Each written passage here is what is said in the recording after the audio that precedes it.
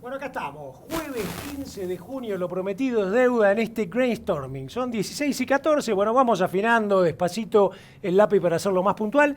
Te cuento, tenemos dos paneles, dos bloques con todo acá a fondo en las curvas y lo importante de esto es que lo estamos haciendo en forma coordinada, que esto creo que es algo importante en la Argentina cuando uno se pone de acuerdo con Canal Rural, así que ahí lo tenemos a Carlos Echepare, con Novitas, lo tenemos acá a un gran amigo Enrique Erice. Y nosotros acá desde Canal Agrositio, con un montón de amigos que justamente en esto que van a ser 4 paneles, hoy vamos a hacer 2, son 4 paneles, hoy vamos a tener los paneles de cultivos de verano y infraestructura y condicionamiento, que en cada uno de estos paneles tenemos especialistas. La idea es contar un poquito cosas que tienen que ver con imaginar a futuro todos estos temas y debatirlos. Así que te esperamos sentados, le queremos agradecer. Acá tengo 550 personas conectadas. En esta pantalla podés llegar vos, porque lo estamos haciendo en vivo, por eso te di la hora, hacernos llegar preguntas, cosa que sea interactivo. Seguimos hasta las 5:30, a las 5:30 hacemos el cambio por el otro bloque. Carlos Echepare va a ser de moderador, consolidador de toda la información para contar un poquito al final, hacer un cierre de esto. Yo voy a coordinar un poco esta primera parte y después hacemos una inversa. Y acá, bueno, el hombre que creó la idea, ¿no? Un día nos sentamos, vino y dijo, ¿qué te parece el brainstorming? Ahora se lo voy a contar también a Carlos Echepare y vamos a ver si con esto hacemos algo fuerte.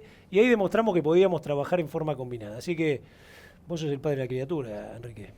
Sí, la realidad es, bueno, muchas gracias a la gente que está escuchándonos o viéndonos, pero la realidad es que yo escribí un artículo en enero que muchos medios, entre ellos Clarín, La Nación, lo reflejaron, planteándome que Tranqueras adentro, yo creo que el productor argentino, como siempre digo, es conmovedor, pero Tranqueras afuera hay muchas asignaturas pendientes, en mi opinión. Y la segunda cuestión que yo planteo, yo no soy agrónomo, pero soy especialista en mercados, soy licenciado en administración de empresas. Creo que saber leer los mercados, eso también es una materia pendiente. Hay cuestiones que el mercado nos está diciendo que no las estamos aprovechando. Entonces, yo creo que lo escribimos en el 2006, hace ya 11 años, ante una reversión de la teoría de deterioro de los términos de intercambio que tanto generó en materia de política económica en Argentina durante la segunda mitad del siglo pasado. Y esto yo creo que está cambiando, y esto cambia a partir de la explosión de la demanda asiática liderada por China y ahora sumándose India en ese famoso tándem China-India que hablábamos hace 10 años. Entonces la pregunta es, Argentina, ante este cuadro de situación que yo creo que es el vigente, ¿vamos bien? ¿Estamos haciendo las cosas como corresponde? Y el tema de hoy, yo quiero plantearlo de la siguiente manera. La asignación de superficies en la Argentina. ¿Está bien lo que estamos haciendo? ¿Está bien la diferencia de tantas hectáreas de soja, sobre todo con respecto al maíz, en la asignación de recursos de siembra en cosecha gruesa? ¿En trigo somos competitivos? ¿Se puede hacer valor agregado? Es un tema para el panel del próximo, la segunda jornada. Y en maíz, que yo creo que sí somos competitivos, el tema que yo quiero plantear hoy, porque hoy es cultivos de verano precisamente, hay un tema que en muchas universidades del mundo se está hablando que es food miles. ¿Cuántas millas recorren los cultivos? En Estados Unidos, un país que produce 370 millones de toneladas de maíz, el maíz recorre promedio 30 kilómetros. Y en la Argentina, que producimos 10 veces menos, o la décima parte, el maíz recorre 200 kilómetros promedio. O sea, ahí hay algo que o lo tenemos que copiar, o lo tenemos que mejorar, pero hay una señal que es evidente, que a 30 kilómetros de un farmer en Estados Unidos hay una fábrica de etanol, hay un feedlot, hay un tambo, hay una fábrica de alimentos balanceados. Entonces, los puertos están a 1000 y pico kilómetros, pero el 10%, el 20% del maíz va por los puertos, el resto queda en la zona de producción y se transforma en carne o en etanol.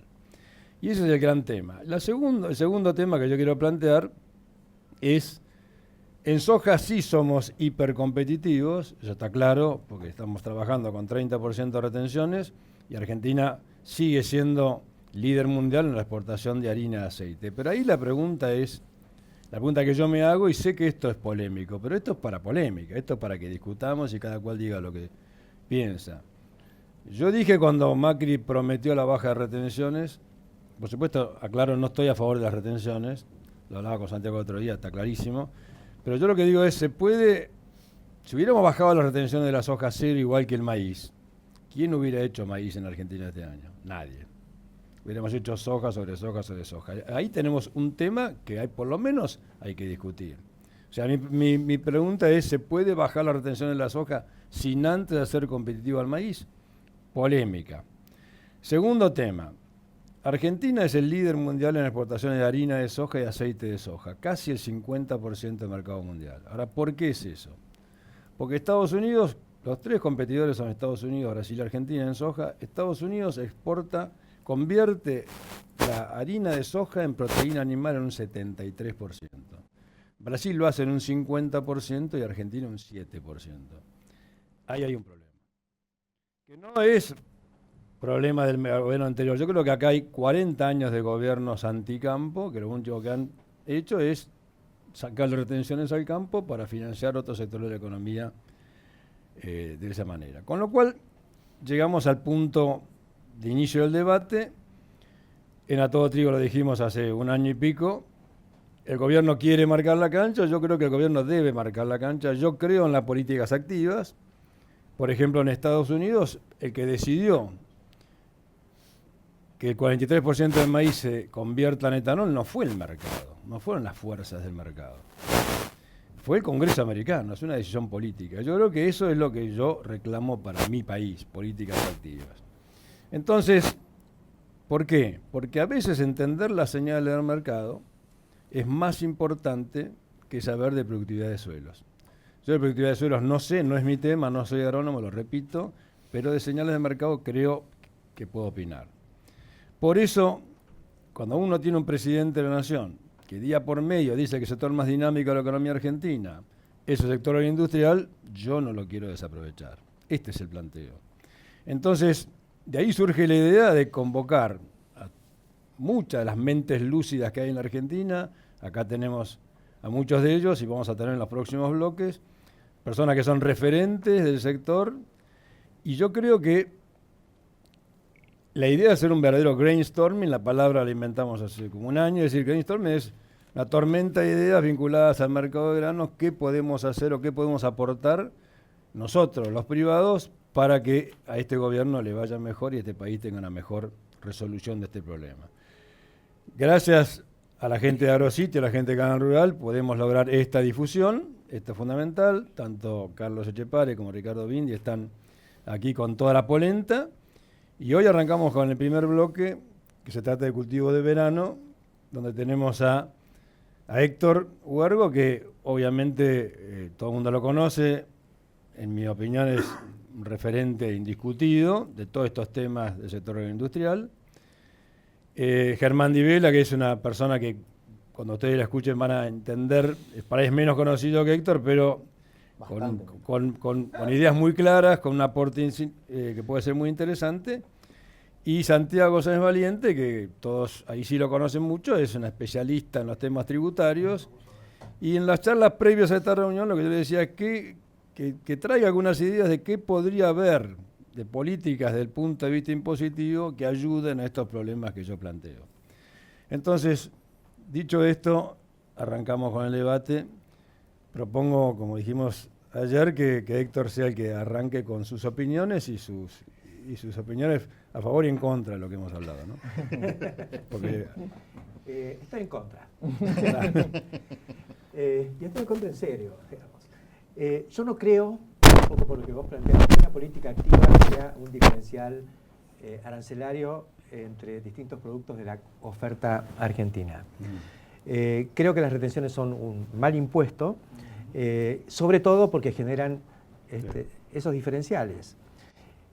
Vos fíjate, cuando yo empecé a ir a Estados Unidos a principios de los 80, me encontraba con un enorme mar de maíz, el Corn Belt, y de vez en cuando aparecía algún manchoncito de soja, ¿no es cierto? Hoy vas y tenés 50-50, un poquito más de maíz que de soja, pero van empatando. De mientras, se perdieron el boom de la soja. Y están en una relación de 4-1, digamos, 4 toneladas de maíz por tonelada de soja. Y dejaron que creciera Sudamérica. Hace 6, 7 años, entre Brasil y Argentina, empardamos a Estados Unidos. Hoy Estados Unidos y Brasil están empatados y la Argentina viene ahí atrás. Hemos perdido viento con la soja. En los últimos 5 años estamos en 55, 57 millones de toneladas, nos estancamos. Se planteó claramente el estancamiento de la producción de granos en lo que lanzó la Fundación Producir Conservando, ¿no? En los últimos años nos caímos. Y nos caímos como consecuencia de las malas políticas acá. Cuando viene Macri, hace muy bien, digamos, 2 cosas. Primero, la unificación cambiaria, un solo dólar para todo. Y después la eliminación de las retenciones en maíz y trigo. Y nos comimos que las de la soja bajaran un 30%, del 35 al 30%, con la promesa de que después iban a bajar 5 puntos por año y qué sé yo. El sector, a través de sus, digamos, de las gremiales, los intelectuales del sector en general, acordaron con eso, lo vieron como que era un aporte, que era necesario y demás, pero había un trasfondo tecnológico, ¿no es cierto?, diciendo, y sí, porque nos vamos a bandear mucho con la soja, si dejamos todo igual y no vamos a hacer gramíneas, que es lo que necesitamos. Y yo ahí es donde, digo, por ahí no hicimos bien las cuentas agronómicas tampoco. Pero desde el punto de vista del mercado, lo que la Argentina hizo y lo que Brasil hizo, sin maíz también, con soja sobre soja y a veces 2 sojas en el año. Cuando no tenían safriña o segunda cosecha de maíz, algunos metían una segunda soja. Y no pasó nada. O sea, lo que pasa es que se acelera la llegada de enfermedades, malezas resistentes y todo eso, por otras cuestiones que también están involucradas. Pero desde el punto de vista de lo que acá más esgrimimos, que es la salud de los suelos y qué sé yo, creo que nos sobrevendimos un poco. Y sé que esto es polémico. Quiero hacer rotaciones agronómicas con buenas prácticas agrícolas, me parece bárbaro. Ahora, lo que hicimos espontáneamente estuvo muy bien hecho, porque esto arrancó durante la convertibilidad, cuando no había retenciones y todos arrancábamos parejos. ¿Y con qué crecimos? Y con lo que fue más competitivo y tenía más mercado, que fue precisamente la soja.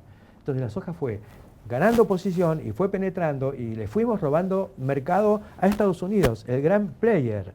Y hoy estamos nosotros digamos, jugando en primera en los derivados de soja.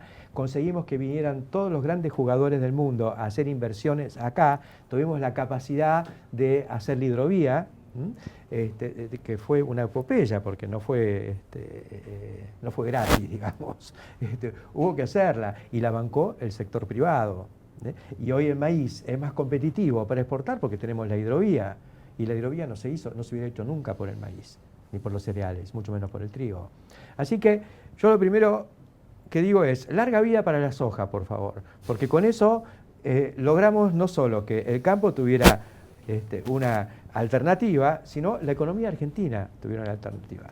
Segundo, los cereales, vos sabés muy bien, y creo que sos el principal agitador en contra del trigo. Ojo con el trigo porque no hay mercado, ahí nos peleamos con los rusos, Ucrania, no hay demanda, están solamente los países del norte de Asia y tenemos el nichito de Brasil donde también quieren vender todos. Bueno, yo creo que tenemos que hacer trigo, por la rotación agronómica, porque tiene algún mercado, porque nadie es más competitivo que la Argentina en trigo. Nuestro rendimiento nacional es de 3.000 kilos y el rendimiento de Francia es de 7.500, ¿viste? Entonces no puede ser. Francia no tiene ventajas competitivas para hacer trigo. Pero hoy es cosecha gruesa, cosecha de verano. Entonces, maíz, soja, sorgo y girasol. Entonces yo te digo, vamos a aumentar maíz. Me parece bárbaro porque la retención se vino abajo. Ahora, en soja estamos estancados. Entonces, por ahí estamos contentos desde el punto de vista agronómico. Y yo estoy insatisfecho desde el punto de vista comercial y desde el punto de vista economía nacional. Porque estamos regalando un producto en el que somos líderes mundiales. Primero, en ritmo de crecimiento hasta hace 5 años. Y penetración de mercados. Y segundo, en los 3 derivados fundamentales de la soja, que son el aceite, la harina y el biodiesel como un grado de elaboración adicional al aceite. Primer corolario, bajemos más fuertemente las retenciones de soja y que el gobierno y el fisco busque la vuelta por otros lados. Hoy tiene las herramientas tecnológicas para cobrar, porque arregla con Santiago de Sáenz Valiente, sabe la cuenta de todo el mundo y sabe cómo cobrarle. A mí, que soy un empleado, digamos, que tiene alguna actividad como consultor y demás, la FIP me cuenta las costillas todas las semanas, ¿no? Entonces, hoy que el hecho de que las retenciones son un impuesto fácil de cobrar ya deja de ser un argumento serio. Y si desde el sector estamos estimulando que queden las retenciones como un diferencial, porque lo necesitamos para la rotación, por la salud futura de los suelos, señores, si yo soy dueño de un campo, es lo mismo que si soy dueño de un departamento o de un edificio de oficinas, me ocupo yo de revocar, pintar y demás para poder seguir alquilándolo. Entonces, si yo soy el dueño del campo, voy a buscar al contratista, al arrendatario que haga las cosas bien. Lamentablemente, todavía hay muchos que no se fijan en eso. Bueno, será su problema. No lo haría un problema nacional. Si hay alguna señora, alguna viuda que le dé un campo y se lo alquila al mejor postor todos los años, y bueno, se va a quedar con que un año no lo va a poder alquilar más porque va a ser un solo malezal, no va a haber herbicida para controlar el jardín botánico que va a tener ahí, no va a tener, si no le fertilizan correctamente, se queda sin fósforo, se queda sin potasio, bueno, se acaba.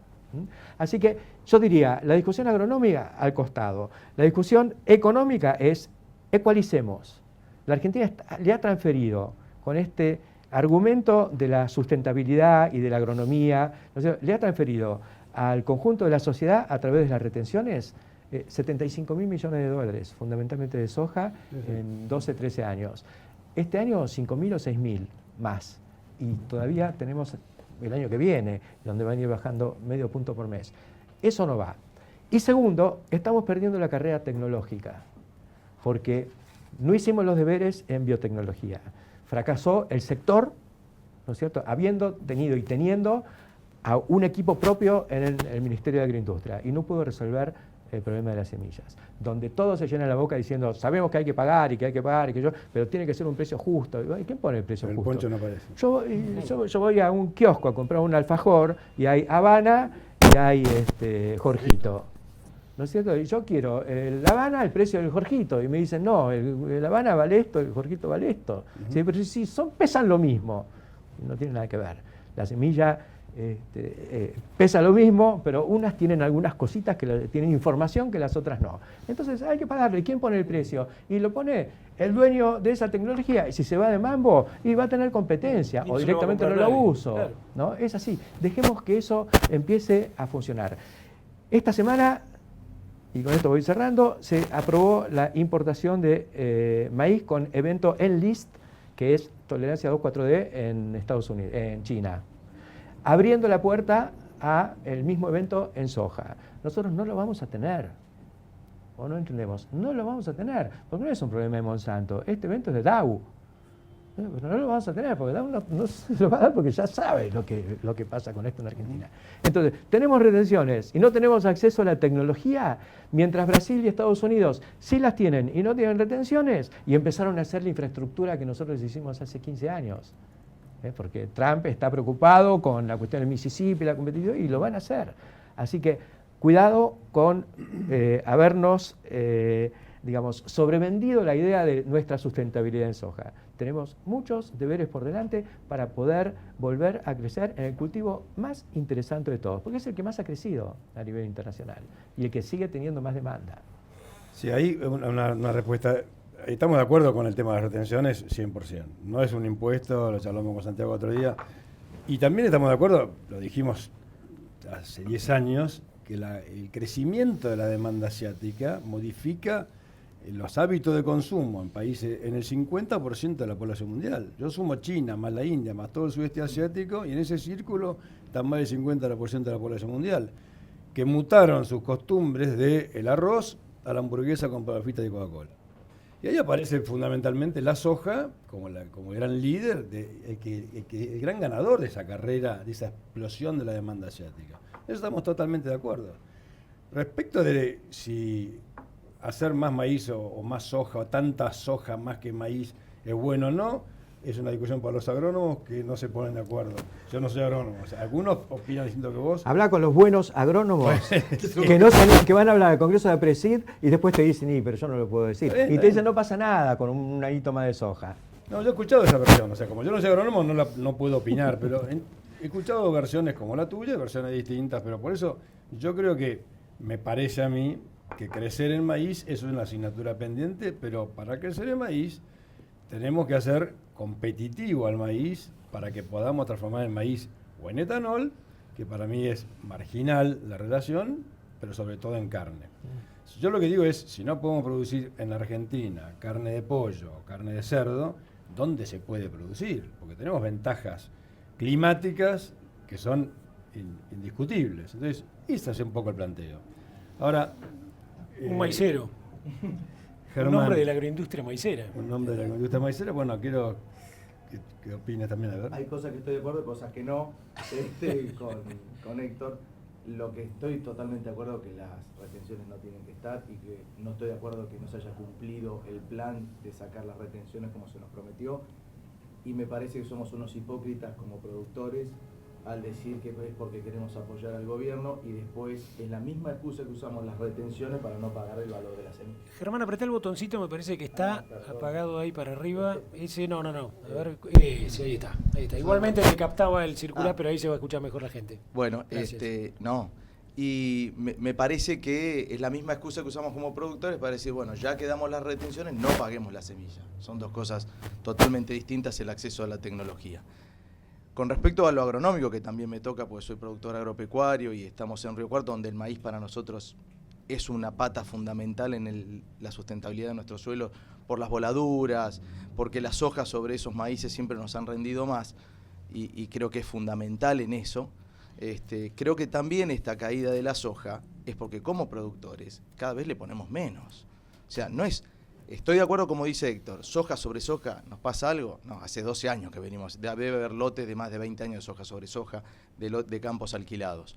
Lo que sí creo que nos empobrece como productores, nos empobrece como inversión tecnológica, nos empobrece como invención del conocimiento. Me parece que la soja... estamos esperándola intacta pero no la queremos pagar, no la fertilizamos, el fungicida depende del año si lo vamos a utilizar o no, y nos complica que también, creo que es parte de esta caída, el nuevo uso de herbicidas que a las hojas les quita rendimiento porque ese nuevo uso de herbicidas les pega a la soja. Entonces hemos entrado en un círculo que me parece que se puede, como vos decís, equiparar entre la soja y el maíz de alguna manera para beneficio de ambos cultivos. O sea, me parece que la Argentina puede producir los dos, ambos y mucho. Con respecto al maíz, me parece que el gran inconveniente del maíz es que el maíz debe ser competitivo y debe ser por cuenta propia. O sea, si ambos son buen negocio, o sea, en Estados Unidos no hay retenciones y es 1-1, en Brasil es casi 1-1 o muy cerca de lo nuestro. Me parece que si el maíz no tiene dónde ir, que puede ser el etanol, que puede ser la carne, que puede ser la leche, ese es el enorme problema, buscarle mercado al maíz. Cuando nosotros nos rompemos la cabeza de que una hectárea productiva de la Argentina de maíz, estamos viendo en la época de siembra, la densidad, la distribución, la profundidad, perdemos el 26% en flete. O sea, hay mucho para trabajar. Parte de lo que vos decías, Enrique, en esto de los fletes. Cuando te vas a Lajitas, donde producen maíz, el 50% del flete. Entonces, no transportemos, transformemos donde estamos. Y cuando estamos pensando en las industrias y uno piensa así en el corto plazo, el etanol es una gran... Me toca de manera personal y creo que el etanol y las bioenergías son una gran aspiradora inmediata. Cuando uno ve la evolución del consumo de maíz a lo largo de los últimos 10 años, o ves los cerdos, que hace más de 100 años de historia que tienen, han crecido 1 millón de toneladas en los últimos 10 años. Cuando vos ves la carne, se ha duplicado en los últimos 10, pero se duplicó por el confinamiento, porque recién este año hay 1 millón más de cabezas. El crecimiento de absorción de ese maíz a través de esos sistemas es mucho más lento que etanol, que en 4 años tiene 1.200.000 toneladas. Entonces, me parece que no es la solución el etanol, sino la solución es la matriz en general. Nosotros somos unos bregadores de que Córdoba hasta saque una ley de que se prohíba salir con maíz. Me parece que es una locura estar saliendo con maíz de la provincia de Córdoba. Y cuando vos ves, por ejemplo, estudios de FADA, donde la cadena de maíz deja 8 puestos de trabajo cada 100 hectáreas, decís, bueno, además eso, ¿no?, que también se nos reclama como sector. ¿Cuánta mano de obra vamos a generar? ¿Cómo vamos a intensificar lo que hacemos para tomar mano de obra? Me parece que la relación sigue siendo pobre, no me parece que si empezamos a sembrar más maíz en zonas más marginales y donde realmente hoy lo necesitamos, caiga tanto la producción de soja. Me parece que hasta puede aumentar porque empezamos a meter más tecnología. Lo que sí no lo veo crecer, aunque le bajemos a la soja, si no hay un mercado que lo demande. Mandar un camión de maíz a puerto es parir, es que el camionero te llame 3 veces porque está parado, que el camión empiece a dar vuelta en el mercado para ver que le saquen el bicho, cuando le sacaron el bicho está húmedo. Entonces, tampoco tiene ni una transparencia ni una facilidad como tiene la soja. Y me parece que el direccionamiento sí debe venir del Estado, pero no a través de impuestos, sino a nosotros como inversores. Me parece, y Santiago lo va a decir muchísimo mejor que yo, pero si somos de los que invertimos, en realidad lo que busco es crédito. Y si el crédito blando es para cierto tipo de inversiones, porque el Estado como estrategia de país y para exportación tiene ciertas ideas de trabajar en ciertos mercados en el exterior, yo voy a invertir sobre eso. Lo que me den barato y que pueda hacerlo con la producción que tengo, lo voy a hacer.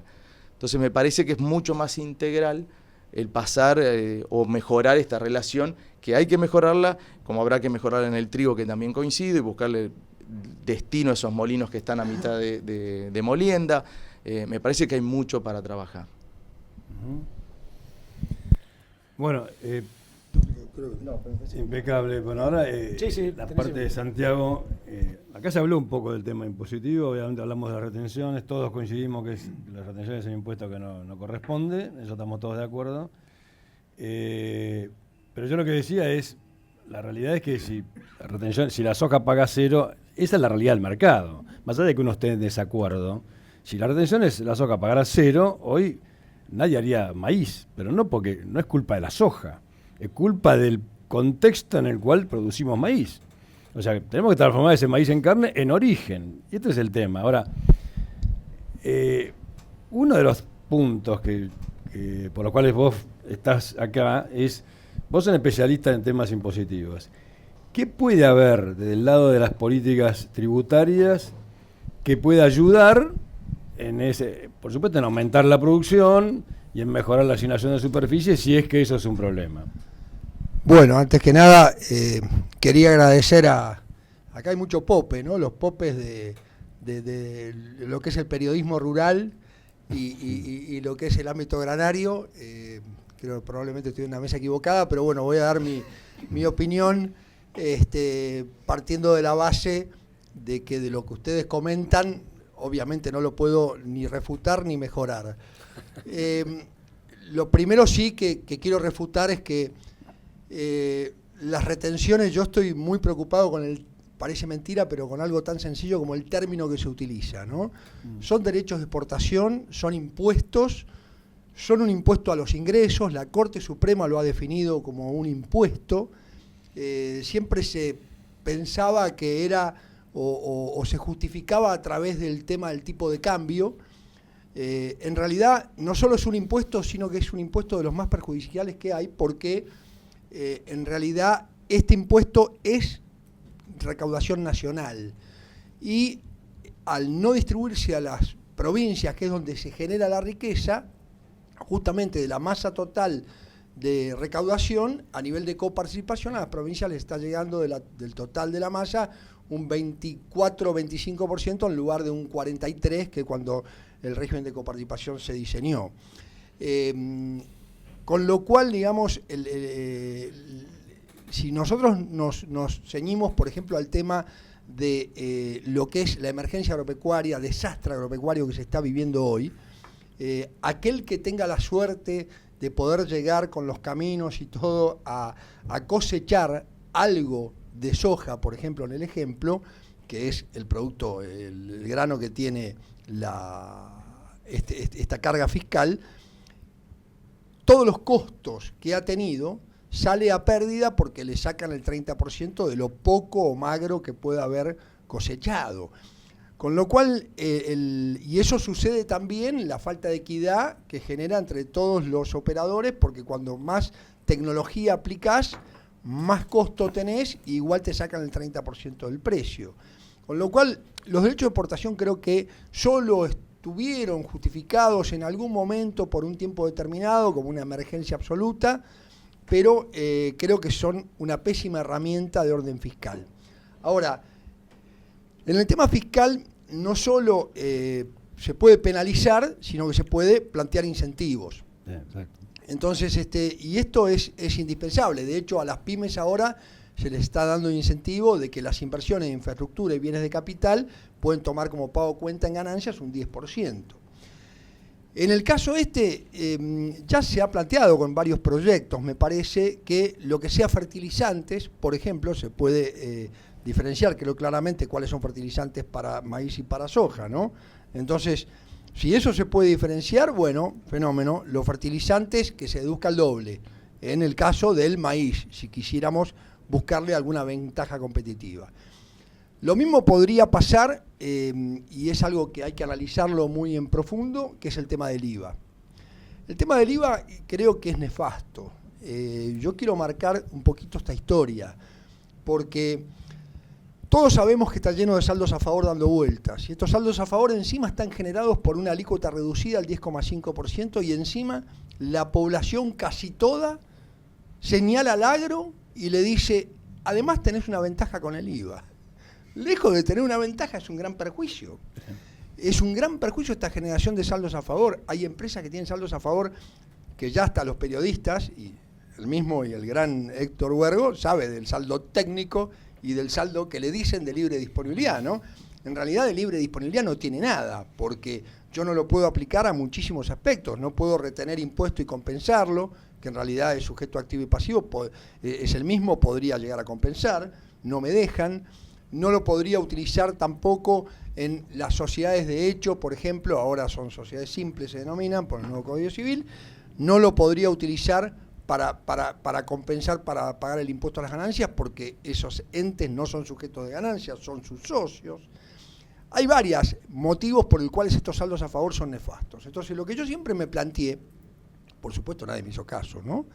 Pero en el año 1983 ya estaba una ley, era una ley muy interesante, que permitía que los créditos fiscales de IVA que tuviera por los gastos y por las inversiones que realizara un productor agropecuario, esos créditos se utilizaran para pagar el impuesto a las ganancias. Eso duró de 1983 a 1987, y a partir del año 1990 comenzó la gravabilidad del IVA en el agro. En febrero de 1990, cuando se hizo todo el desastre que Carlos recordará en los mercados, ¿no? El traslado de ese IVA, cómo funcionaba, y que producía a veces un traslado hacia atrás, ¿no? Con lo cual, digamos, si nosotros pensamos, no quiero desviarme del tema, pero quiero identificar este punto porque es importante para poder explicar lo que quisiera con el tema de la propuesta posible, por ejemplo, para el maíz. Esta alícuota del 10,5, como decimos, genera un saldo a favor del contribuyente que, olvidémonos de las retenciones del registro fiscal de operadores, que es nefasto, olvidémonos de eso. Vamos a lo técnico del impuesto. Ahora tenemos esta alícuota reducida para la venta y tenemos muchos créditos fiscales al 21%. El crédito fiscal más importante es el de los honorarios de licenciado en administración y del contador público, ¿no, Enrique? Entonces, estos créditos fiscales se van acumulando. El veterinario también, el ingeniero agrónomo también, el periodista también va al 21%. Todos estos créditos fiscales se van acumulando, generan ese saldo a favor que no lo puedo utilizar, porque no lo puedo utilizar contra nada, porque es una estructura del impuesto, es un saldo del propio impuesto, solo lo puedo absorber con deudas generadas por ventas de granos, ¿sí? Del mismo impuesto, digamos, ¿no? Estamos imaginando que es una actividad granaria pura. Entonces, ¿qué pasa? Con la tasa del 10,5, muchas veces, y en momentos esporádicos, no puedo terminar absorbiendo ese crédito, ese saldo a favor. Si en vez de gravar el IVA, gravar con IVA la actividad agropecuaria, volviéramos a lo que pasó en 1983, sería estupendo, porque ¿qué pasa? Las exportaciones están excluidas del IVA. Entonces, todo se hace para gravar con el IVA cada una de las cadenas, y cuando después se produce una exportación, viene el exportador, le toca el timbre al fisco y le diga, devuélvame el IVA que pagaron todos los productores que me vendieron a mí. Acá tengo el IVA discriminado, devuélvamelo. Y esto es, como dicen, la madre del borrego. Acá está el gran problema de las devoluciones de IVA a los productores. Entonces, ¿qué pasa? Yo planteo que si algún cambio que quisiéramos hacer, no me voy a poner no me quiero pelear ni con Enrique, ni con Héctor, ni con Germán tampoco. Si algo quisiéramos hacer en este sentido respecto del IVA, una alternativa sería decir, bueno, el IVA generado por el maíz lo ponemos al 21. ¿Qué pasaría? O al 18 o al 15, no sé. Pero que permita absorber. Muchos productores hoy de maíz venden maíz partido para venderlo al 21, para poder absorber el crédito fiscal. Entonces, si Bueno, se nosotros... exporta maíz a Uruguay partido para evitar. Bueno, por eso digo, pero, a ver, es valor agregado. Si la tasa fuera del 15 o del 20% para el maíz, eso permitiría absorber el crédito. Y eso no es menor, porque eso es un crédito que ni siquiera lo puedo mandar a pérdida. No puedo mandarlo a pérdida, como me dicen, es un crédito en expectativa, no es un crédito definitivo. Entonces no lo podés ni siquiera mandar a pérdida. Hay gente que ha dicho, bueno, tengo todo este crédito, sigo sin absorberlo. Lo puedo mandar a pérdida, lo renuncio, lo mando a pérdida y recupero por lo menos el 35% del total. No, hay fallos judiciales que establecen que no se puede considerar como una pérdida. Con lo cual, digamos, no quiero aburrirlos más con tema impositivo, pero me parece que ahí podría haber alguna alternativa si uno quisiera. Perdón. Con lo cual, el tema de los derechos de exportación, insisto, me parece que claramente son nefastos y lo que más me preocupa es el nivel de afectación que produce a las jurisdicciones, a las provincias donde se produce, se genera la riqueza, ¿no? Y esto es lo que más distorsiona a la distribución de la coparticipación. Entonces, yo creo que una reducción constante de esos 5 puntos de la soja, a mi juicio, para un futuro no estaría mal, pero claramente hay que incentivar el otro lado de la balanza, probablemente, aunque comparto con Héctor que cada uno sabe cómo cuidar su suelo. Hay gente que cree que yo tengo entre 20 y 30.000 hectáreas por cómo defiendo al agro, y si las tuviera creo que sabría cómo defender mi suelo, lo llamaría a ustedes.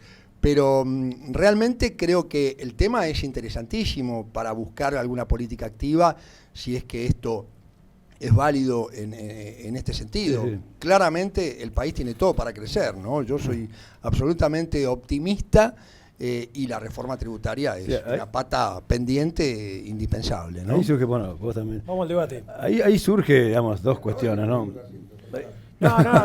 No, pero en esta parte creo que hicimos un poquito, 5% de debate, alguna chicanita hubo, pero no grosa. Hubo alguna. Pero ahora, pero está bueno porque ahora con el material que hay sobre la mesa da para charlarlo más. Déjame decir algo, porque yo los escucho atentamente. Si yo también me dejas hablar ahora. Sí, dale. Quedó claro que nadie quiere las retenciones. Eso está claro y creo que no hacía falta ni siquiera aclararlo, coincidimos todos. Ahora están. Vamos a ser realistas, hay un 30%, el año que viene será 24 al terminar el año que viene será 18 si todo va bien y se cumple, y eso pareciera que por la situación del país es muy difícil de cambiar. Coincidimos. Después yo lo tiro en la mesa, ¿no? Segundo tema, el año pasado, como bien decía Héctor, fueron 6.000 millones de dólares que no creo que en este momento el gobierno esté dispuesto a resignar, solamente es soja de retenciones. También queda claro, me da la sensación acá, que el debate no debería ser o maíz o soja. Debería ser maíz, soja, trigo, girasol, sorgo, y después sobre eso montarnos y decir cómo agregamos valor. Porque la clave está en cómo le agregamos valor a eso. En esta mesa hay sentada gente que puede dar el ejemplo de un poco lo que decía Enrique, que acá pasó medio desapercibido al principio, lo de las políticas activas. Agregarle valor a todo eso sí requiere políticas activas. El caso de Germán con su emprendimiento de alguna manera fue consecuencia de políticas activas de una gestión anterior que lo único que había hecho bien, entre las pocas cosas que hizo bien, fue desarrollar el negocio del biodiesel y del etanol, hasta que vino un señor un día y tiró todo por la borda. El señor ese se llamaba Kicillof, que anda por ahí hablando, pero veníamos con una política mal o bien encaminada a agregarle valor al maíz y a la soja. Permitió el etanol, permitió el biodiesel. Probablemente eso ahora está ahí en el veremos, porque existen lobbies para que no se desarrolle más, pero me parece que ahí es donde viene la parte de políticas activas que dice Enrique que hay que tratar. Y después está el tema de la reforma impositiva, en la que todos coincidimos que hay que hacerlo, pero ahí también, Santiago, por lo que le hemos hablado más de una vez, la reforma impositiva no se va a dar de la noche a la mañana, va a llevar mucho tiempo, por lo tanto probablemente con este escenario injusto de presión impositiva hacia todos también tengamos que convivir. Y respecto a lo que decía Héctor de las semillas, que es un tema que sigue sin resolverse y está claro que es una pelota que este gobierno, con muy buen criterio, pensábamos todo originalmente, le tira al sector privado para que lo arregle y el sector privado no logra arreglarlo, después de prácticamente ya 2 años digamos, de negociaciones y de un gobierno que espera el acuerdo porque quiere sacar una ley por consenso y no lo puede hacer. Me parece que ahí está la otra cosa de la cual acá se habló muy por encima, pero que es la clave de todo esto. Yo te diría que a lo mejor el problema no es que no quieren pagar. El problema es la informalidad, el problema es la ilegalidad, que afecta no solo al tema de las semillas, sino a gran parte de nuestro negocio, porque esa cosa también hay que ponerla sobre la mesa.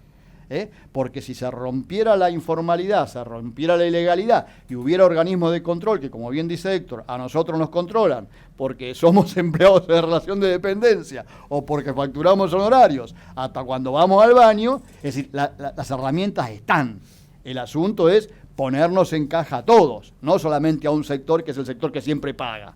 Entonces, si de todo eso se generara algo un poquito más constructivo, por ahí encaminaríamos el debate a lo propositivo, ¿no? Que es lo que estamos buscando. Exacto.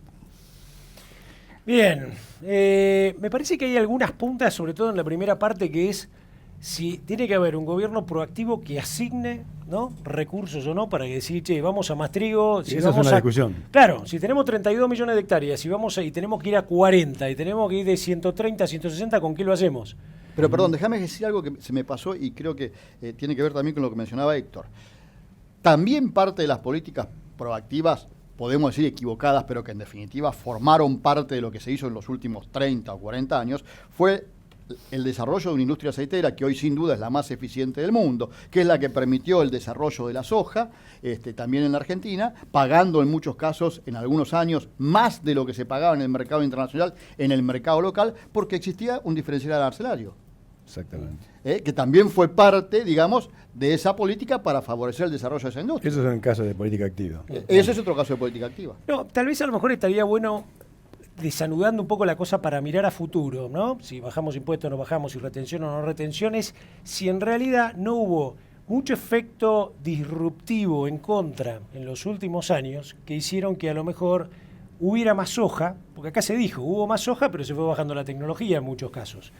En algunos casos, esa mucha soja después de 20 años ha traído también, o por lo menos está la sospecha que puede haber traído maleza resistente, complejo de enfermedades, etcétera. Y además, de alguna manera nos ha traído, entre comillas, la fama en los ambientalistas de esta palabra tan mística que es sojización, ¿no? Por no rotar, etcétera.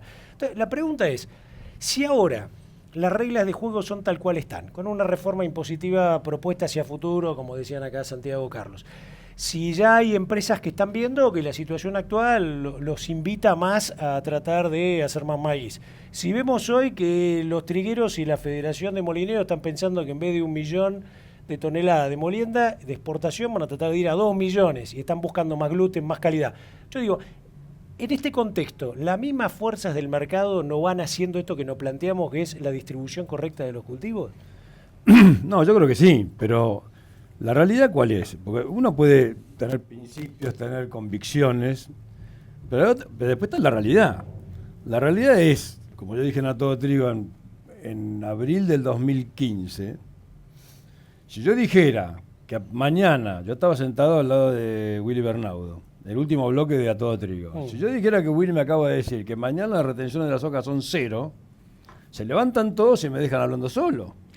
Y se van todos a sembrar soja y nadie siembra maíz. Esa es la verdad. Ahora, no estoy atacando la soja, ni estoy tratando de defender el maíz. Estoy diciendo la realidad. Si acá tuviéramos todo 0, se haría 30 millones de hectáreas de soja y nadie sembraría maíz. Entonces, esa es una realidad que tenemos que... En la actual situación. En la actual situación, claro. Entonces, si acá se plantea una cosa que Santiago la plantea y que todavía no opinamos. ¿Nos interesa que haya políticas proactivas desde el punto de vista impositivo? Que haya un diferencial, por ejemplo, ¿creemos que ese puede ser un camino o no?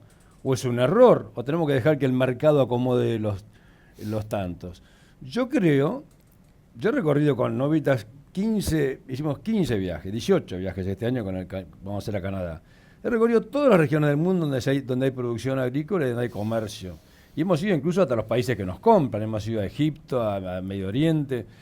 En todos lados hay políticas activas. En todos lados, Estados Unidos, en Brasil hay políticas activas. Ni hablar de Estados ni de la Unión Europea, ni hablar de Rusia, ni hablar de China. Entonces, acá no hay políticas activas. Ha habido algunos pequeños modalidades, pero que no terminaron de ser importantes para un desarrollo más sustentable y agronómicamente viable. Aguantame un cachito antes de entrar en lo impositivo, para darle un marco más global. ¿Cómo definirías vos de repente o qué serían políticas activas si no fuese el mercado? Tomate un micrófono así se escucha más directo, ¿no? Okay. Sí, incluso vos hablaste de la soja, ¿no? Que era como que hoy es la más castigada y la que más ha ido para abajo. Entonces, sí, yo voy a parecer un mileísta de la primera hora, no comulgo de todo con Milei, porque es un poco por ahí caricaturesco, pero en algunas cosas pega. Yo creo que estoy en contra de cualquier intervención. Intervenir es trabar la aprobación de un evento transgénico, porque un burócrata decidió que no. O pisarlo, o cajonear una carpeta. Digamos, la función, en todo caso, del Estado es facilitar el desarrollo tecnológico y el proceso productivo. Para mí, política activa debería ser cualquier cosa que facilite.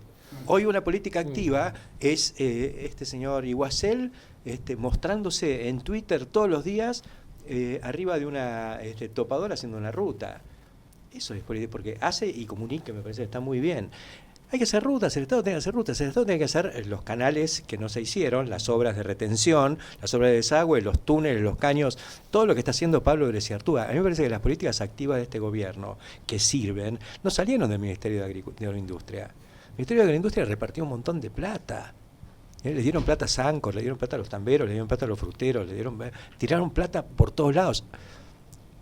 Cuando Macri se entere, los echa a todos.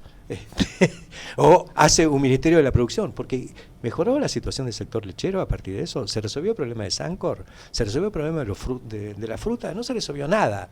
Y mientras tanto no pudieron avanzar en el corte de etanol al E15 o el biodiesel a B20 cuando tenemos la espada de Damocles de los Estados Unidos. Políticas activas es eso, es facilitar el desarrollo, facilitar la evolución tecnológica y no manejar diferenciales, ni siquiera el 3% de diferencial arancelario, que ya está... Hoy, en una época fue 10. Bueno, un exabrupto, pero ayudó. Hubiera preferido, en todo caso, un reembolso, un reintegro, apoyar alguna cosa que consolide una cadena, me parece bárbaro, pero manejar diferenciales. ¿Sabes cómo se resuelve el problema del maíz versus soja desde el punto de vista tecnológico?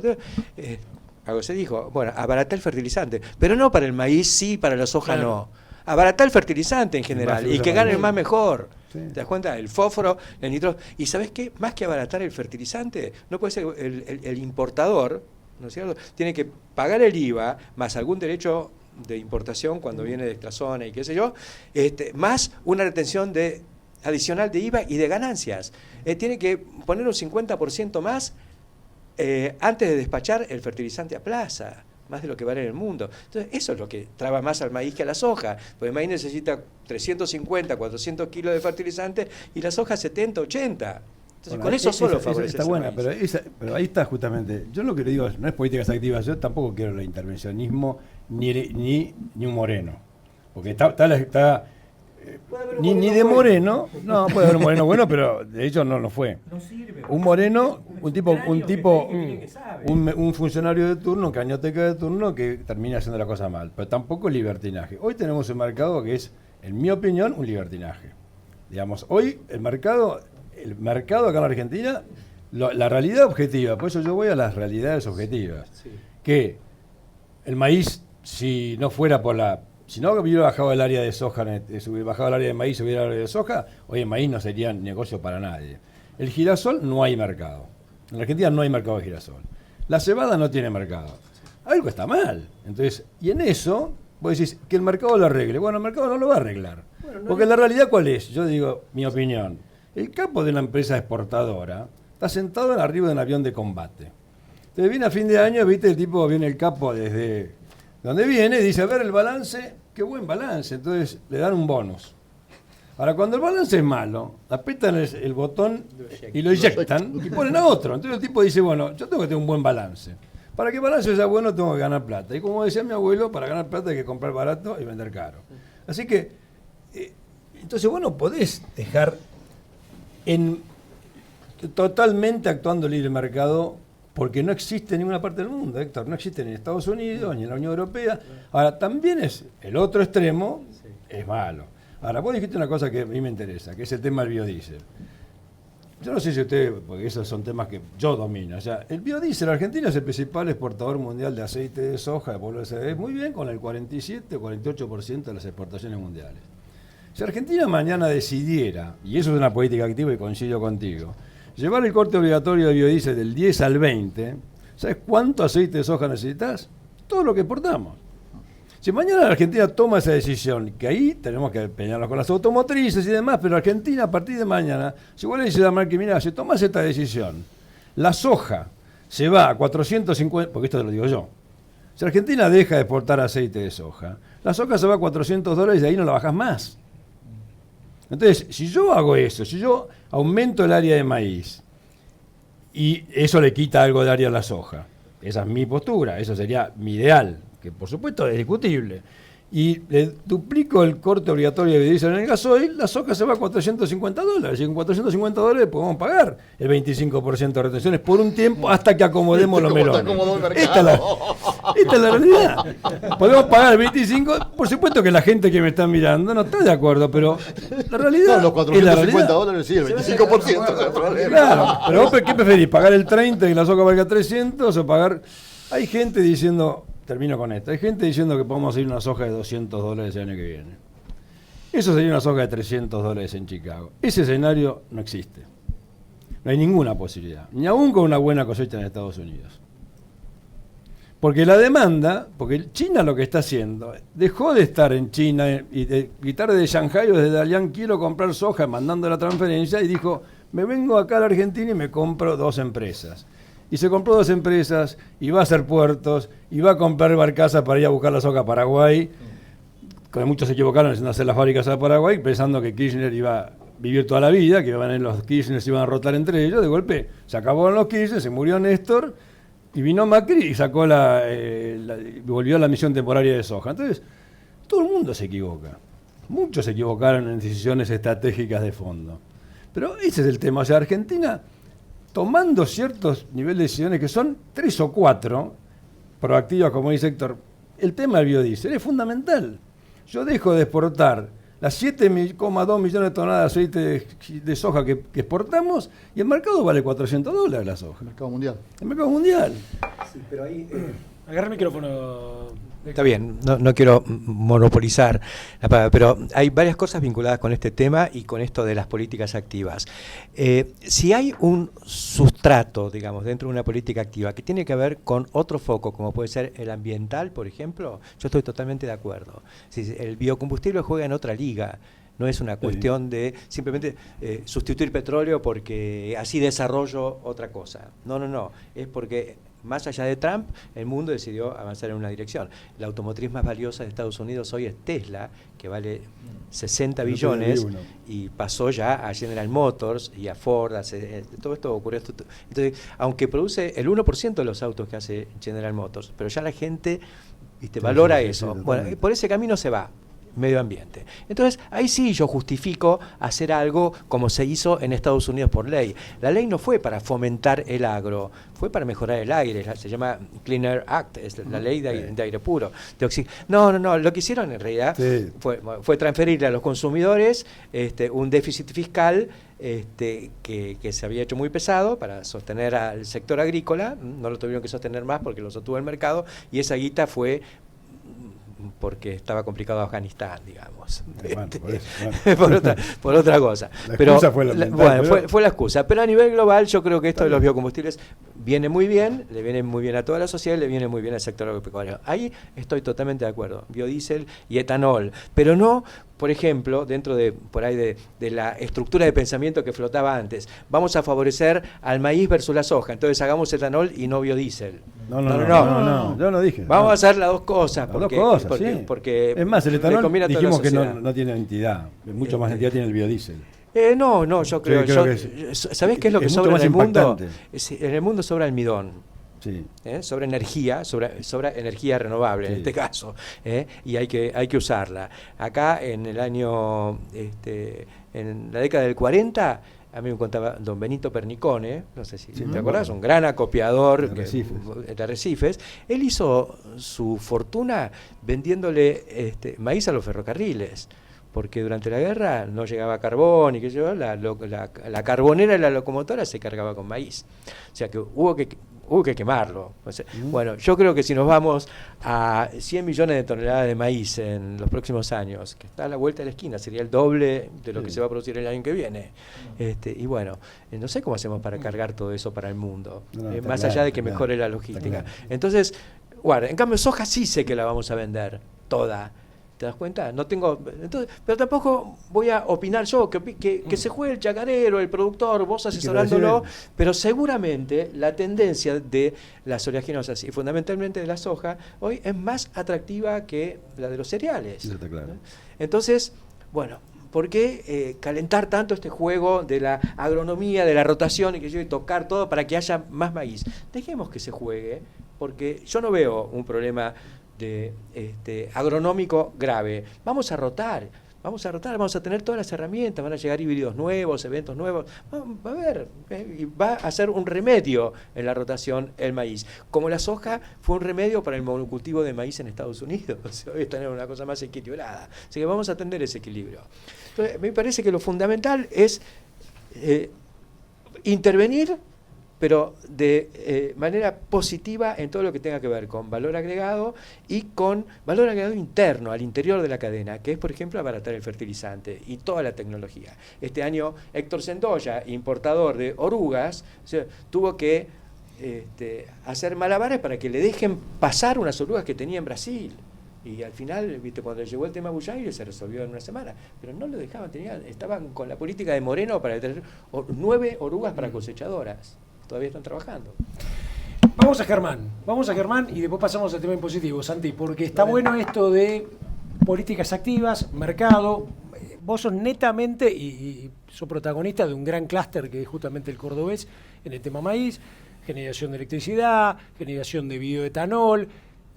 ¿Cuál es tu visión o cuál es la visión de ustedes como FADA, que son un grupo de empresarios grandes respecto a esto, ¿no? O sea, ¿una política activa te ayudaría más o te ayudaría más esto que se plantea un poco acá, ¿no? Lo que dice la teoría Milei, pero más tranquila. Milei del campo, vamos a ponerle. Coincido con Héctor. O sea, yo no quiero un Estado que a mí me facilite las cosas. Yo necesito ser un empresario eficiente en lo que hago bajo reglas normales. Obviamente todos conocemos el costo argentino y un montón de cosas, estoy totalmente de acuerdo.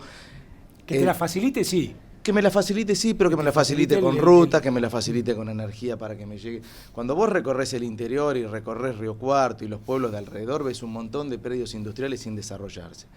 Los cercaron, donaron la tierra, están las calles y no hay más que eso. ¿Por qué? Porque no hay energía. Entonces, como Estado, yo me acuerdo haber estudiado en la facultad hace miles de años, llega la ruta, llegan los servicios y llegan las inversiones. Me parece que es ahí donde debemos apuntar. Después que sea el riesgo de cada uno de nosotros. Si vos me pedís del Estado que quiero, créditos a largo plazo, no un crédito donde uno entra en la bioenergía, a 20 años un contrato, pero a 5 años el crédito que me dan para hacer una startup. Que el startup no esté bien tomado por los bancos, que los créditos no sean un aval del banco, que los contratos no sean un aval en los bancos, cuando en todas partes del mundo lo es.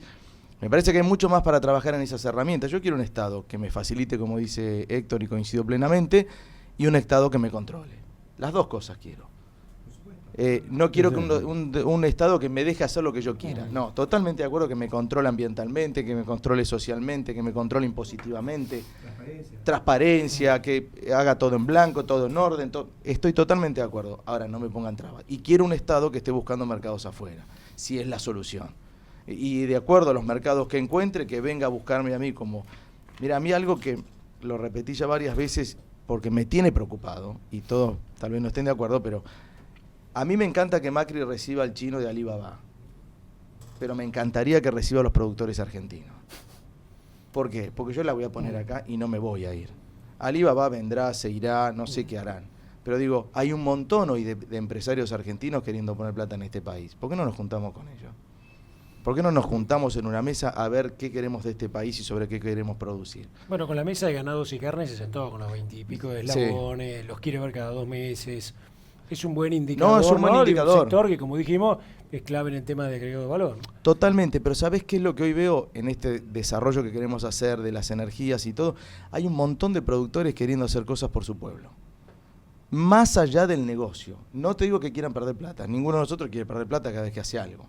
Pero hay un montón de productores queriendo desarrollar los pueblos, porque ¿qué es lo que vos estás viendo? Que tus hijos se van, que tus hijos no vuelven al pueblo, que viven seguro, vos te estarías mucho más tranquilo, dormirías mejor con tu hijo viviendo en el pueblo, en un pueblo como la gente, desarrollado, con buenos accesos, con buena comunicación, con aviones que lleguen a una ciudad cercana. Yo quiero que mis hijos se queden en Río Cuarto, es mucho más seguro que hoy mi hija estudiando en Córdoba, que vivo preocupado por eso.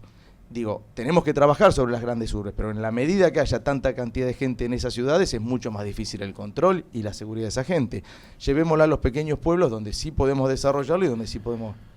Germán, el libertinaje de los mercados, me quedó esto, acá del profeta, el libertinaje de los mercados, ¿cómo ves eso? Digamos, en este momento, tratando de llegar medio como un acuerdo, ¿no? Esto de decir...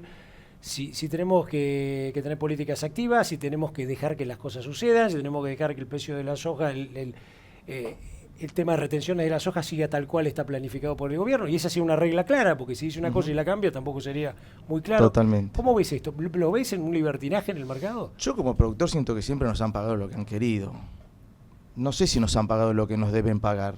Viste, el maíz tenía un valor de acuerdo a las retenciones durante muchos años y en el bolsillo recibíamos otro como productores.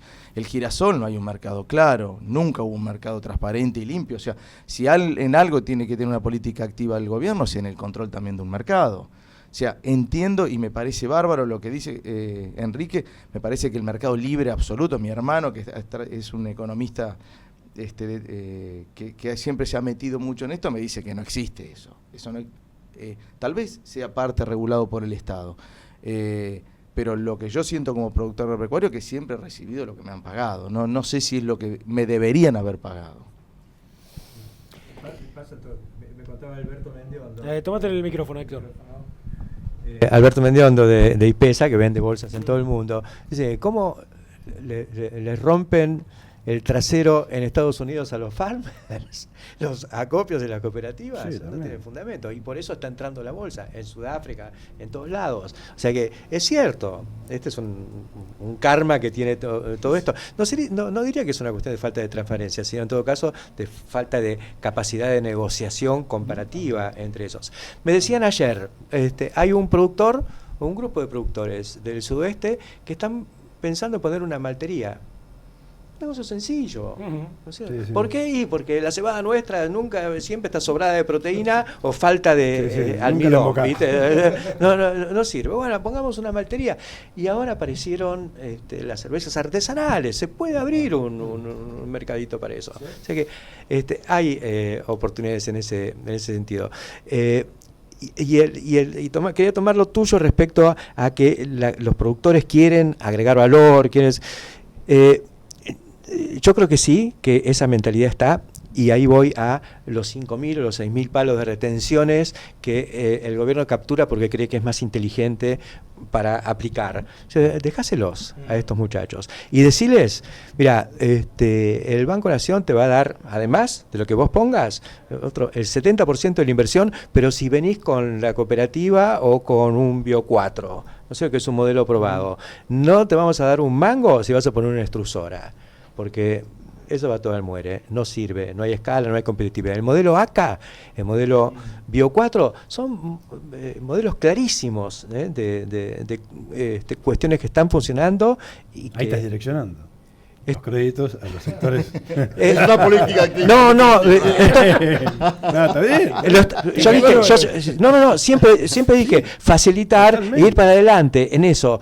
No le voy a prohibir a un tipo que ponga la extrusora. No lo voy a Que ayudar, ponga- decimos. no lo voy a ayudar, no voy a gastar bueno, plata en eso, exacto. como no voy a ayudar al tambero individual para seguir haciendo leche con 150 vacas a campo, inundado. Bien, lo dejamos a Santiago. Santiago, con todo lo que fuimos tirando ahora, redondeanos una idea vos. Desde No, lo lo positivo. primero que me parece que hay que decir es que hay que nivelar hacia arriba y no hacia abajo, ¿no? O sea, creo que los derechos de exportación en la soja son una penalidad. En todo caso, lo que hay que hacer es poner algún beneficio con estas políticas extrafiscales de lo que significa la aplicación de un impuesto o la permisión de una deducción, donde el problema es que muchas veces esto se maneja por una cuestión política, ¿no? Y a alguien le interesa algún tipo especial de deducción o de tratamiento exentivo, y entonces eso se manejan los hilos políticos, que no es lo conveniente. Pero lo que para mí está muy claro es que el productor agropecuario quiere: déjenme trabajar, por favor, ¿no?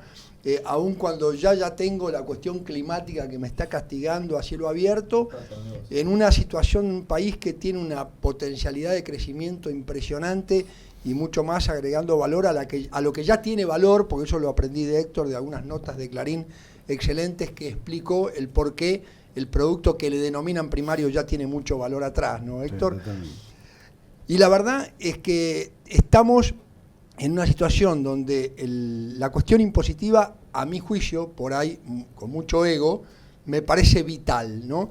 Yo tengo algunas novedades muy cortitas para decir. Tenemos una estructura tributaria absolutamente deficiente, perniciosa, con impuestos distorsivos. Todo nuevo esto seguro que no lo saben ustedes, ¿no? Bueno, todo esto está haciendo un daño a la economía enorme y por lo tanto al crecimiento y al desarrollo. Y esto es absolutamente indispensable de que venga pronto. Ya se habla de que recién en el 2018 va a ser aplicable una reforma tributaria. En el medio ni la cuentan porque están las elecciones de por medio. Yo creo que el nivel de distorsiones son mucho peores de las que ustedes imaginan, porque justamente los problemas, y lo hemos hablado muchas veces con Héctor y con Carlos y con Ricardo, con todos aquí, el tema de la falta de corrección por inflación, más allá de que la inflación sea el 15, el 20, el 12, el 18, ni hablemos de cuando se vende un bien de uso y ni hablemos de la venta de un campo, ¿no? Entonces, este nivel de distorsión y este nivel de conflictividad judicial le cuesta mucha plata al país, mucho dolor de cabeza al contribuyente. Y creo que una de las grandes soluciones, yo siempre lo dije, es educación tributaria. Germán dijo: habría que pagar todos los impuestos, habría que estar todo en orden, pero déjenme trabajar. Bueno, fenómeno.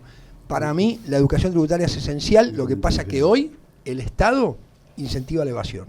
Es dramático, Sí. y es el peor de los males. Un comentario sobre lo que dijiste de valor agregado, de lo que dice Héctor, y que yo lo digo en la facultad cuando doy clase en la UBA en San Andrés hace 10, 15 años. El tema del valor agregado. Esto es para Mendiguren, si no está viendo.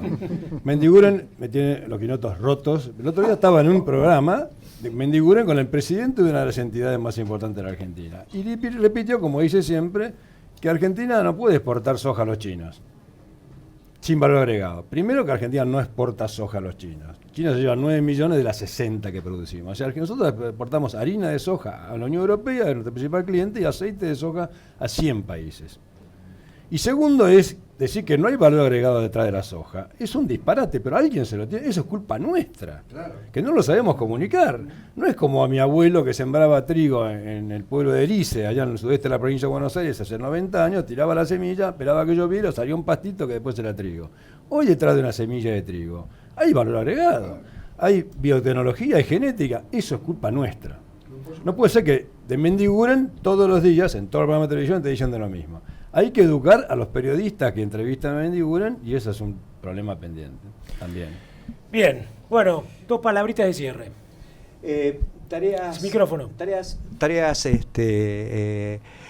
proactivas. Política activa del gobierno. Sacar el agua. Primera. Segunda, empezar a manejarla de modo de que no entre. Y tercero, empezar a usarla. a mí me encanta saber que al frente de la Subsecretaría de Recursos Hídricos hay un tipo como Pablo Berecertuga, que no solo es ingeniero hidráulico, sino que se formó en Holanda y en California. Y la tiene clarísima, y no tiene 50 años.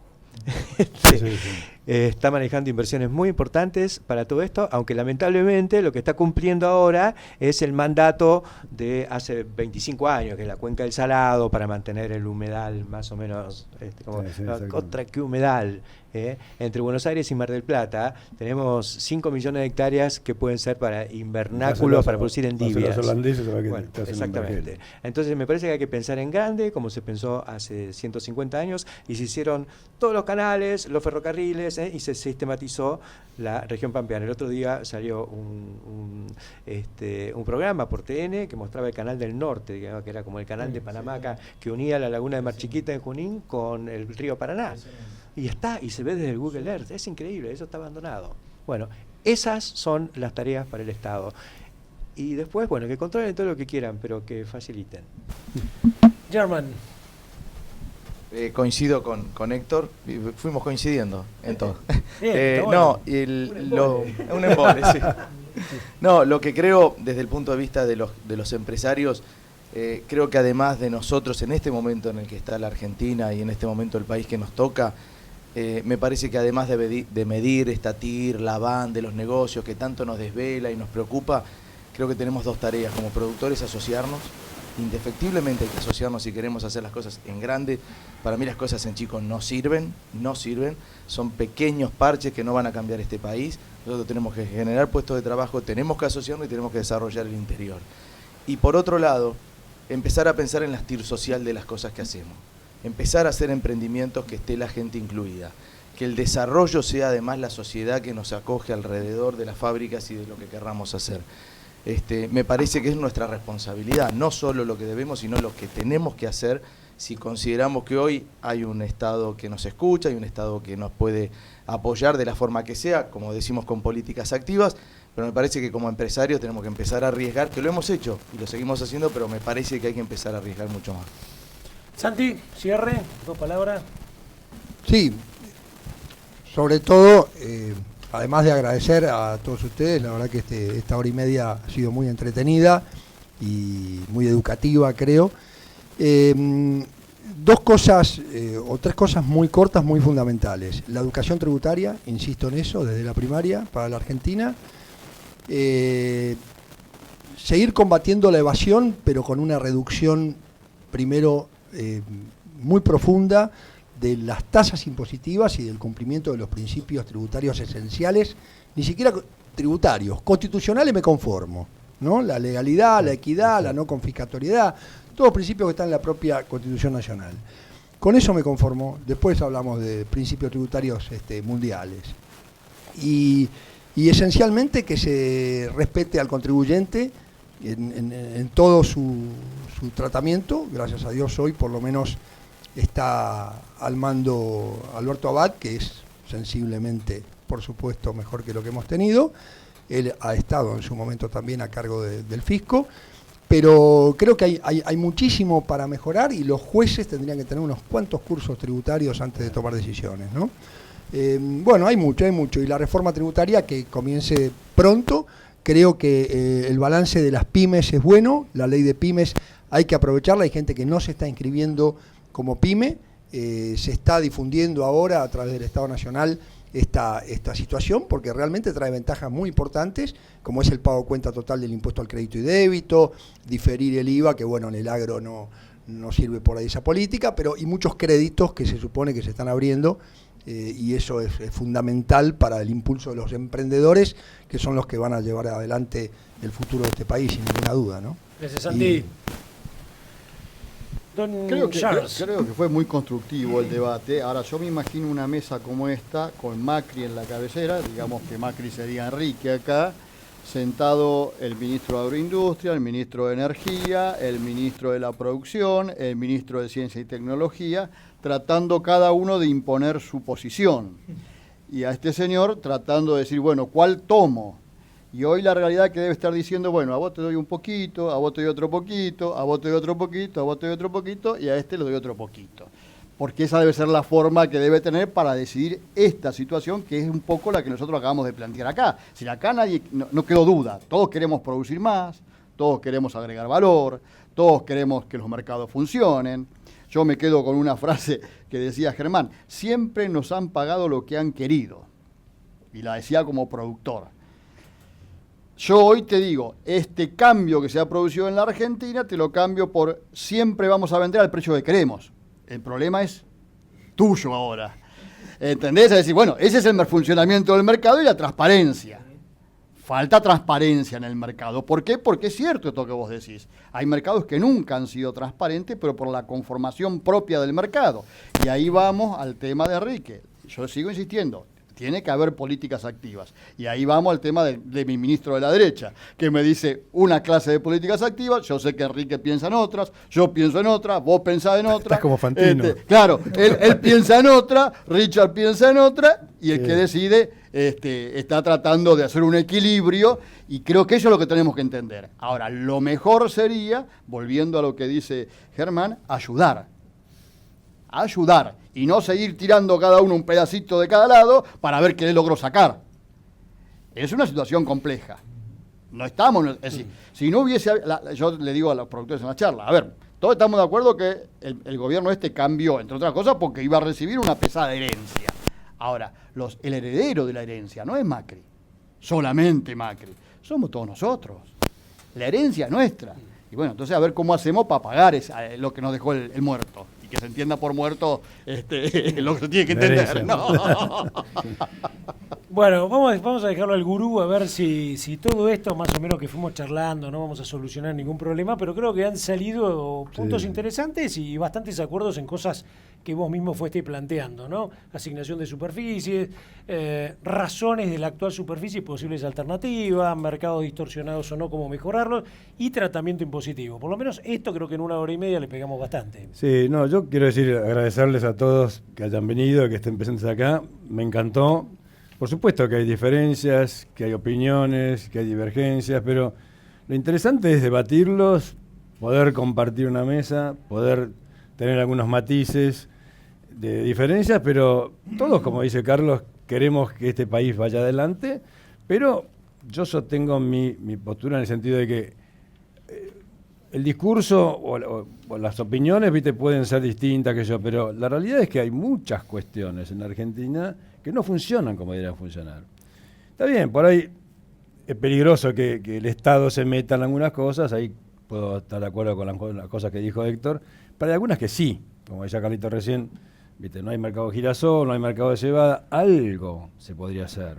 Y después, la materia pendiente de parte nuestra es convencer a la opinión pública de que acá hay valor agregado, que vender soja no es vender algo que es absolutamente primario, como se dice. Eso es culpa nuestra. Punto.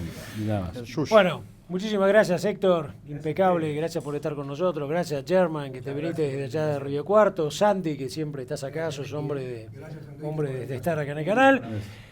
A vos del otro lado, nos tomamos 5 o 7 minutos, hacemos el cambio y nos vamos al segundo panel. Te recuerdo, el segundo panel es infraestructura y condicionamiento de la demanda internacional. Lo tenemos ya Gustavo Oliverio, director ejecutivo de Fundación Producir y Conservando, Hernán Palau, docente de la Universidad de Buenos Aires en el programa de agronegocios, Mariano Otamendi, productor agropecuario y ex fundador y presidente de Aprotribu. Así que con ellos vamos a estudiar un poco todo esto. El mismo mecanismo, 5:33 de la tarde, 7 minutos, nos encontramos 6 menos 20 acá.